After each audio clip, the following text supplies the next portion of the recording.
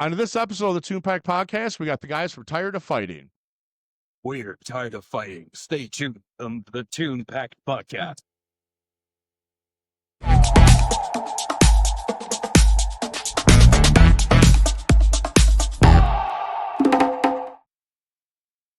Welcome to the Tunepact Podcast. I'm your host, the punk rock pop, Lee Pierce. And today we're talking about the difference in recording and live music. And we are lucky enough to be joined by Tired of Fighting. Guys, thanks for coming on. Could you do me a favor and introduce yourselves? Hi, I'm Nick. I sing and play guitar. I'm Kev. I play drums. I'm George. I attempt to play bass. All right. So how long have you guys been playing together? Oh, that's a complicated question. Together, the band was formed like 2017. We started gigging in 2019. And Kev joined the band in 2022? 2023? February 23. Yeah. So this lineup's been going 2.5 years. Yeah. How did you all meet? I was sort of like an acoustic singer-songwriter for a long time, very angry and punky and very intense. And George and I met on sort of the singer-songwritery sort of scene. Yeah, we used to play a lot of open mics, acoustic shows. And Nick has this like incredible, powerful, booming voice. And I said to him like constantly, you need a backline, you need a band behind you, you need like crazy sound behind you to just like to push that voice out. So I just hounded him for ages. Like we need to like I'll play bass, I'll scream into the void, I'll do anything.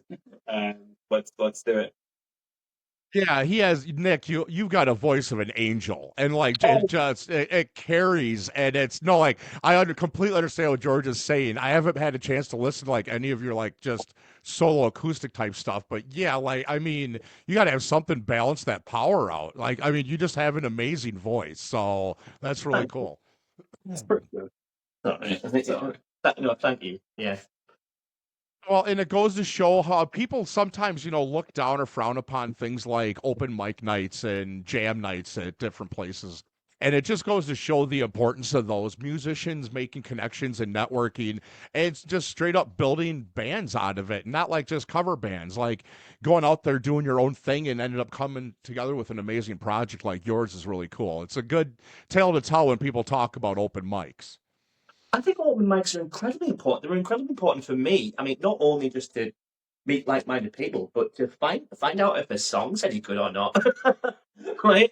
Like I could think a song is great and then play it, just be like, oh, people don't like this, or this isn't working for some reason, or that bit isn't working. Just like I think workshopping stuff live is really important to figure out how you can improve stuff. Hell yes, like bringing something raw out into the public setting, see how it feels, see how people react to it, stuff like that, and then see how some people that are also playing that show will hound you to start a band. Yeah. Well, yeah, and it's funny because there's such two trains of thought with that. There's a lot of bands that won't play their new stuff live until the single's out or the album is out, and there's a lot of other ones who refuse to record until they've played that song live 5 or 6 months and worked out, and it becomes its own thing. And so obviously you guys fall on, you want to get it out there and see how it hits before you do too much with it. I am absolutely in camp too. I have heard, and this is why music is incredible, because people have different philosophies, different ways of doing things, etc., and so on. But I would have so much anxiety to record a song if I hadn't played it live before and hadn't really sort of squeezed all the juice out of it to see like is this getting the most emotional impact that I can? Is this communicating to people as much as it can? So yeah, I'm definitely in that camp of I want to play a song live a few times before I record it. We did with some of the new songs that we've recorded. We'll play them live very quickly. We did, yeah. So. Yeah. And we got a really good reception. So at least we know the new songs are good enough. Yeah. Well, and that's always good for bands too, because as artists, you're always going to grow and change a little bit. I mean, there's still a lot of some, especially the old punk bands, like every album still sounds the exact same. But for even with that though, you're still going to grow and change a little bit album by album. So it's a good kind of test market to see if your fan base is going to stick around for the new stuff, because it gives you a different direction possibly to head for the album or even the singles or EP before you release it, if you get to test that with your audience that's already coming to see you because they like you and what you put out. Yeah, and also it's very funny you mentioned that.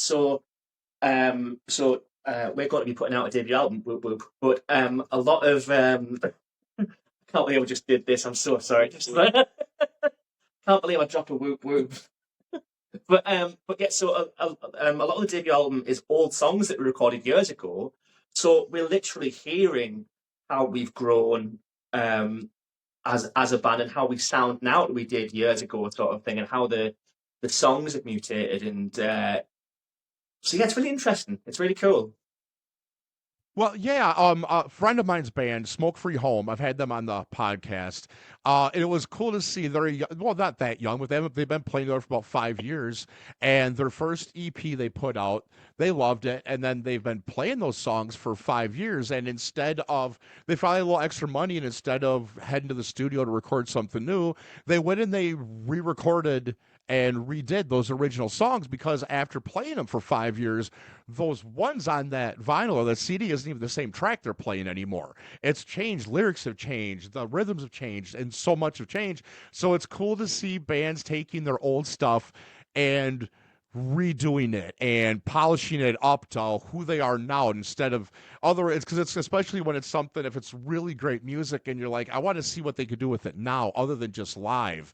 So kudos to you. That's a lot of fun as a music fan. I love seeing things like that. Yeah, but we're also we're keeping the old versions up, because I had thought of, once we release the debut, that's it, that's the version of the track, and I'd kind of I talked about that to a couple of people who liked the band, and they very quickly said, "You're keeping the old versions up, right?" Though, and I was like, I was thinking not. She's like, "No, you need to keep the old versions up," and it's sort of like, it's strange when you're in it. It didn't occur to me. I kind of forgot that our fans like those songs. Like, that's the reason that they're our fans in the first place. So it's like I love that the two versions going to exist of some of these songs. Well, that's the best part, is when you'll find a band and you'll see, like, whether it's on streaming or actual, like, hard physical copies, you'll see the same song. You're like, wait a second, an LP version and EP version. Let's see and it's a completely different song, but still great. And I love finding the old versions or even demos from bands to see how far the song has changed, how far the artists have changed. You get to see their growth like that. Yeah, yeah. I think so I talk about this, and again, this is why music is so fantastic, because people have different philosophies. So some people's philosophy is, what's on the record is what you hear live. But to me, I think they are different universes. I think the studio is a really cool place to experiment with sounds, different textures, sort of thing. But live, what I think is just a really cool thing to do is, let's just have three musicians locking in, just totally vibing with each other and be on the same wavelength, just to get it to its purest form, like as the song, sort of thing. So again, yeah. Playing as loud and hard as possible. Yeah. Exactly, and that's the thing about going and seeing a band live. Like, I'm 49, so there's bands that I've seen dozens and dozens of times, and especially some of the older bands. And you go and you watch them live, and they might as well be playing and lip syncing to a backing track, because they're so fucking good that it's so clean, they're so tight that it almost takes some of the performance away when they sound exactly like the album. I mean, kudos to them. I mean, isn't that kind of the goal, is to be that good that you sound as good live as you do on the album? But as a music fan, I want this song to be a little faster. I want it to be a little louder. I want to feel it in here, no matter if I'm sitting in the back row or right up front. Yeah, and like, that's what I like, is like, it's two completely different monsters. I mean, recorded music and live music, it's like it's different sports altogether. And I love that you look at it from that way because, like I said, there's a lot of people they think the end game is to sound as good live as you do. Like if I wanted that, I would have just put the record on and stay at home. You Yeah. know, I want to see the band. And to be fair, you talked about lip syncing. Some of the time, they are just putting the record on in the background. Oh yeah. But that's another thing entirely. But yeah, so that's a funny point. Have you ever seen Bowling for Soup live? So I saw Bowling for Soup at Slam Dunk, and I thought, oh, this will be a fun thing, and I was not prepared. They play all of their songs at twice the speed. It's punk as fuck. It's really cool. I was like, whoa, this is mad. Yeah, because I've seen, okay, this is how old I am. I saw them in like 97, probably 97 or 98 at a little club like 4 blocks from my house here in fucking bumfuck Wisconsin, Sard, Wisconsin. And I still remember it. But yeah, because they've always been more on the pop side of punk. But when they play live, they lose the pop altogether. And it's faster, it's harder, and it's really cool. I remember seeing AFI, I think it was like Taste of Chaos in like 2006 or something. And like I was like an AFI fan, but like they completely blew me away live because they were soloing constantly, which I couldn't ever remember hearing a solo on one of their records before. And Davey Havoc, like the rest of the band left the stage, and Davey Havoc stood on the stage and screamed for like a full 3 minutes. It was mind blowing. Like I hadn't seen anything like that. And it was so different to what I knew of them as a recorded band. Kind of like the band Prodigy, like on the album, they're like a techno band, but live it's almost metal. Yeah, it's weird. Yeah, I remember them. That's my jam. I remember listening to them. I've seen live video of them. I've never got to see them live, but yeah, I know what you're talking about. You wouldn't know it was even the same band at all, and that's just really cool because I mean, now here's my question then. So, when you guys are practicing, if you practice, I don't know your band habits or bad habits. Do you guys plan on going in like to a live show and do you try to tweak the songs a little bit? Like, you know what? They showed up for us. We're going to give them a little extra, something they can't get on the CD or the vinyl. Do you purposely plan on changing it up a little bit for the live audience? there's bits and pieces which are different to how we record it. The end of Hollow, for example. Yeah. So we have a track called Hollow where on the recorded version is just me quietly on an acoustic guitar, but on live for the second half of the quiet section, I just sing as loudly as I possibly can, just to the room. I don't use the microphone. I just it's just me and the audience, and it's sad and it's slow, but it's intense. And it's I think intensity is I think you've So He does not need a microphone. yeah. I know that feeling. I've got Fortisa Isamo tattooed because I'm loud and don't normally need a microphone. I've been shushed more than anyone on the planet, so I get the whole don't need a microphone vibe. Oh, amazing. All right. So when you guys plan your live shows and you're sitting down for your set list, it's way different than if you're sitting down like you're figuring out your track order for an album. What are the differences in that? Well, obviously you've got more songs and it's not just one album, but you're also, let's say you got 3 albums out, your track list or your set list ain't going to be in that order. What makes you decide how that's going to be different? Grinding a bit there. Right? Actually, okay, but funnily enough, it it kind of is in the same order because when we do say a half an hour show, we there's certain ones that we usually cut, but for a full length, the track listing itself actually is the same because it's the last track in our album has a line from each song in sequence sort of thing. So it's kind of like it's been building to be this thing, and it's kind of like the album is the set list. So I suppose we did it the other way around. We didn't We didn't make an album and then it was like, what's the set list? We had a set list and then made an album from that. Yeah. Okay, that's cool. I like that because it's not like everything has to be a concept album, where it's like, oh, you don't understand track 4 if you didn't listen to 1 through 3.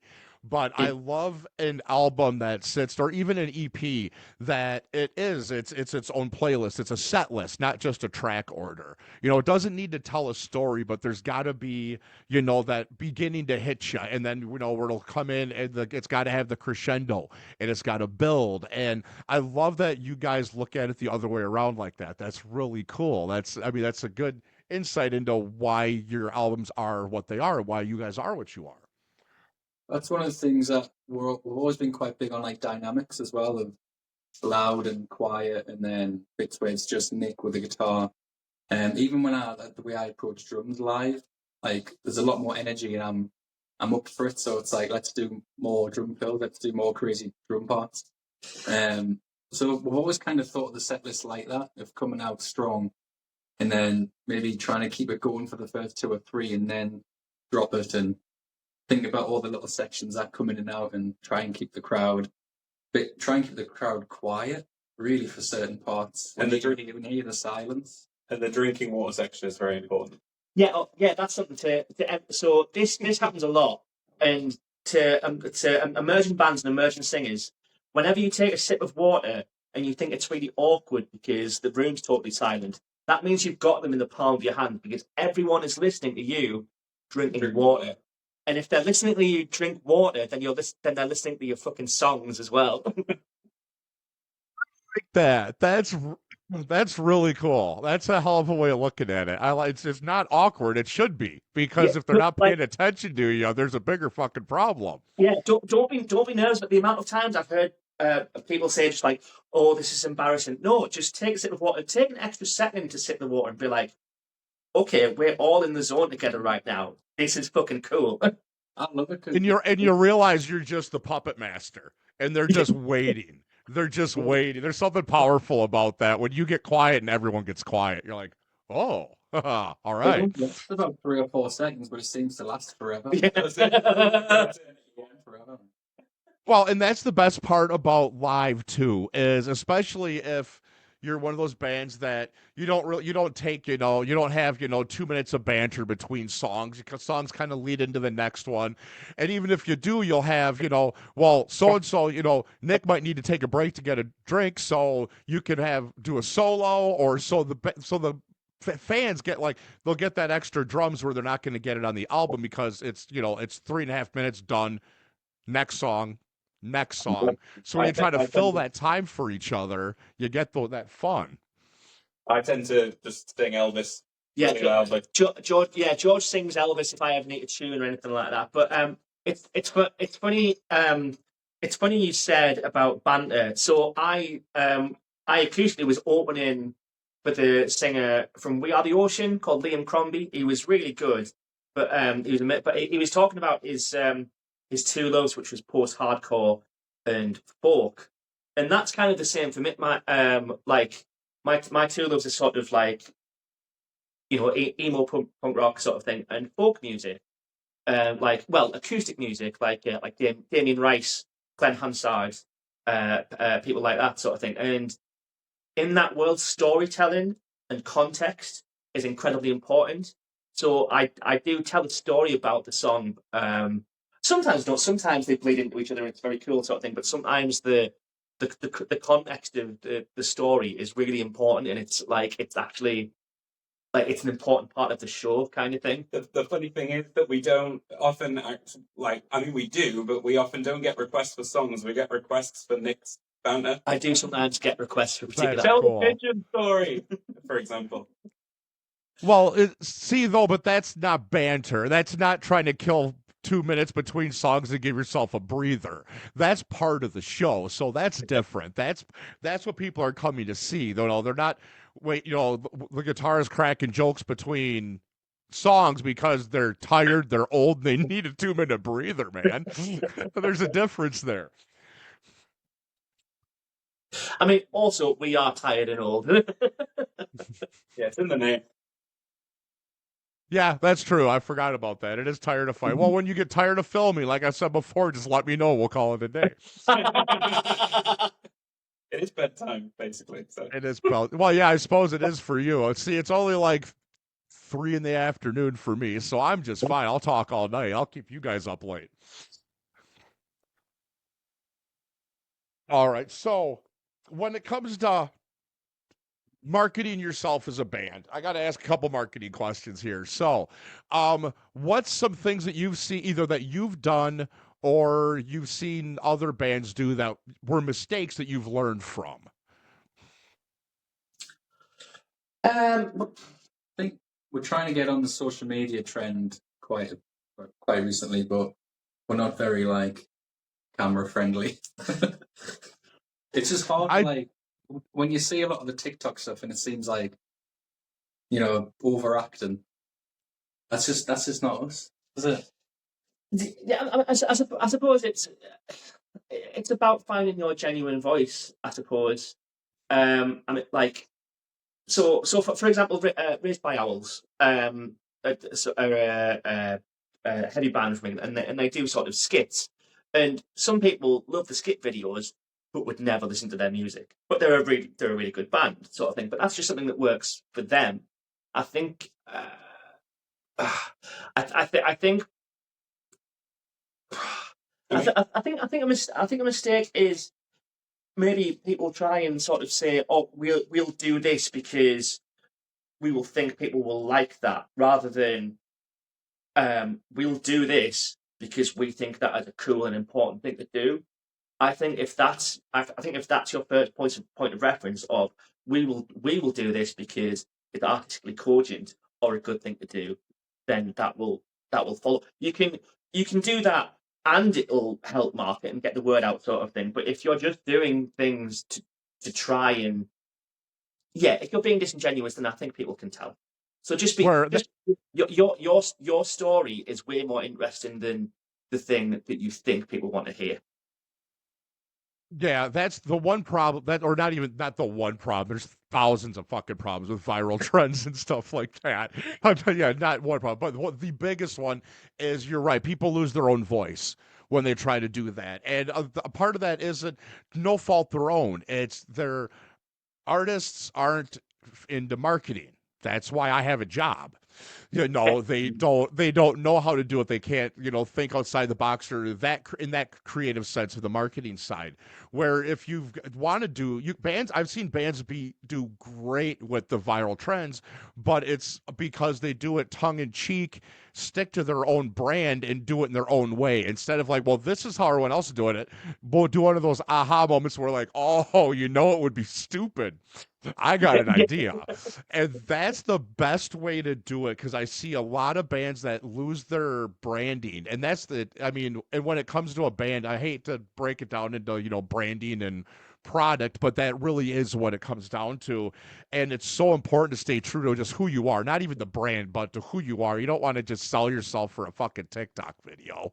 I mean, some people would. But you don't want to sell your soul for a TikTok video. But the best way to do it is approach them think of it as a parody. Like, no, that's the punk rock thing to do. Oh, I'll do it, but I'm gonna fucking make fun of it. All right, there you go. It's still gonna work and it's still marketing, so go for it. Do it your own way. Another mistake was we kind of balked the algorithm for cancels, right? Well, I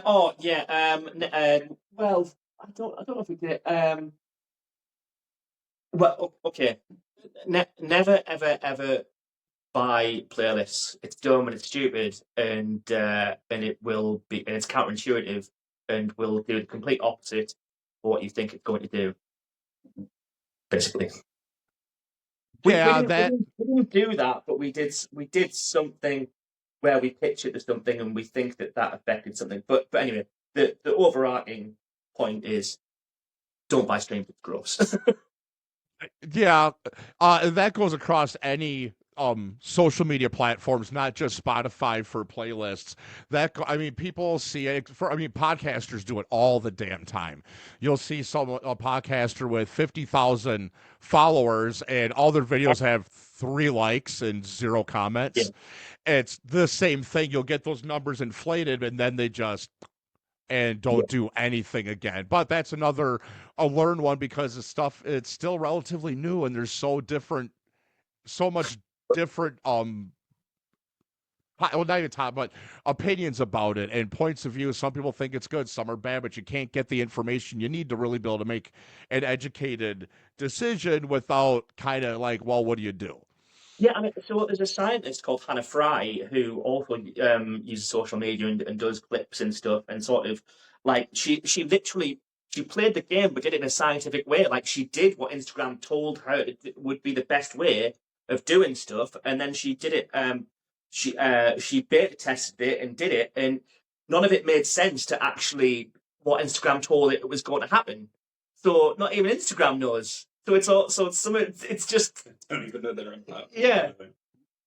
Yeah, I've been doing this for, Jesus, 9 months now. I've had this podcast. I think I'm closing in on 40 episodes. I still can't get anybody that understands 100% what the fucking algorithm even does and how to make it work. Because even people who are in the tech, they can't. I don't know.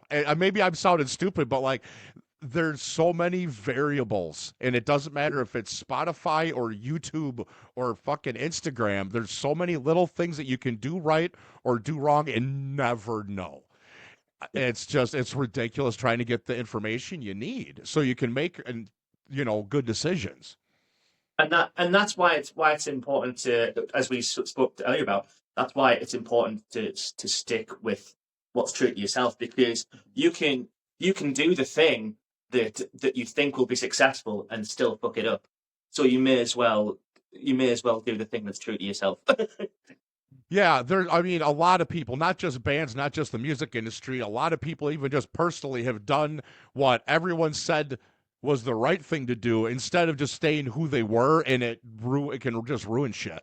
Yeah. Not in any, like, even you could do exactly what you're told, how everybody else is doing it, and just stray too far from who you are as a person, it could just ruin everything for you. That's the main thing, is you just gotta just stay who you are. And this is probably the worst fucking marketing advice, and I'm a marketing specialist, but Jesus Christ, just be who you are.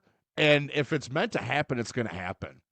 Is just make good art and be a good person. That's all I care about. Is I want good art from good artists, people that I want to hang out with, people I'm like, man, Nick, when I get your freaking voice messages, I crack up every time because you always sound so concerned. You're always like, oh no, and I'm like, I like to play for my wife, and she laughs too.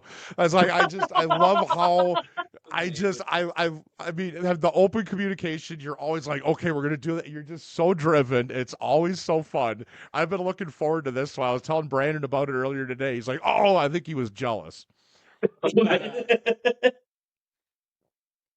And Brandon agrees with me. He thinks you have a voice of an angel. So there you go. And I'm calling him out. He did say it. Yeah, we've heard that a few times. So I think one of the things for us is like you say about being true to yourself is obviously we understand that social media and TikTok, that is very helpful.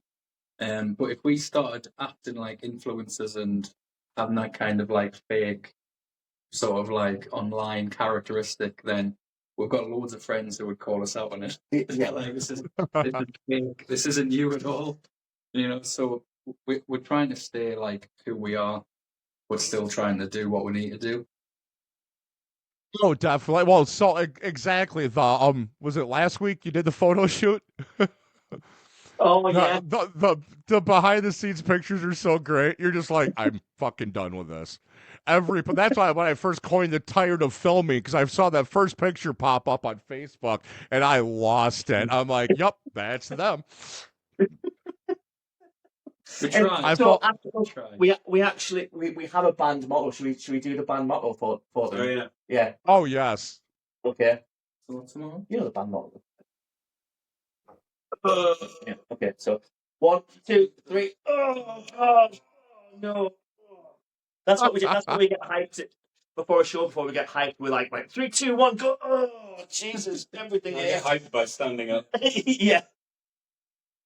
That's okay. I get dizzy when I stand up too fast, so I'd rather get hyped.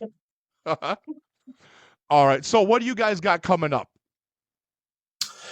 We're going to be releasing an album.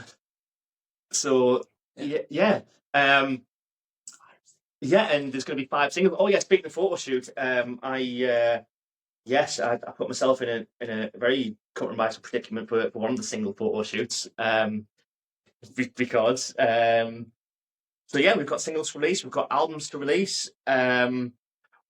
We are playing our biggest venue ever in a couple of months. We're opening for a band called Rest in Edinburgh at Usher Hall, which is a 2,900 capacity hall, which is very, very fancy for us. I saw my favourite band there in 2014. I'm so excited. I think it's officially classed as an auditorium.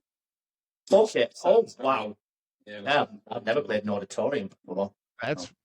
That's fancy. You got to like wear a shirt with buttons and a collar and shit when you go to those places. It is that kind of joint. My friend did say, just like, are you going to wear a suit? I was like, I don't think so. Like it's not my funeral, so I'm probably not going to happen. All right. Well, hey guys, thank you very much for coming on. This is a really great time. Any last advice for any bands? Just anything you got? Be true to yourself. Yeah. The first and foremost is creating great art. Write good songs. Practice writing good songs. Write as much as you can. Play as much as possible. Yeah, I mean, if you're a lyricist, read stuff, read poetry, read. Yeah. I would say like listen to as much as you can. Don't just think because you're in a punk band you need to listen to punk. Or anything. It's like, and play with as many musicians as you can. Like I've played in so many different types of bands, like different genres, and now I feel like I have a sound. And it's because of that. Kev is an absolutely fantastic drummer, and I think I don't speak drum, but I think as a drummer that's really important to have like all of those things that you can just draw on, and then suddenly you can just do something interesting rhythmically that will be like, oh right, okay, like yeah. Well, yeah, because if you play metal and there's a bit that is really quiet, you don't want to blast it. I mean, Yeah. You might do, but it doesn't make sense. So, but you wouldn't know that if you only listen to death metal. Yeah. So that's what I would say. That's some good advice. Like I said, I appreciate you guys for coming on. I know it's late there. You're only my second, I believe, international guest, so that's pretty cool. I'm happy about that. And you guys got your album that's coming out early next year, I believe, and some singles. So we'll have to keep an eye out for those. What's the name of the album? And then suddenly it hits you. I like it. Good answer. Good album name. All right. Well, everybody, thanks for tuning in. As always, please like, subscribe, share, give us some feedback, good or bad. I want to know what we need to fix. And thank you again for Tired of Fighting. You guys are awesome. I've been looking forward to this one for a while. And everybody, like always, have fun. And because if you're not having fun, there's no freaking point. So, see you later. Awesome. See you later. Bye. Bye, Aziz.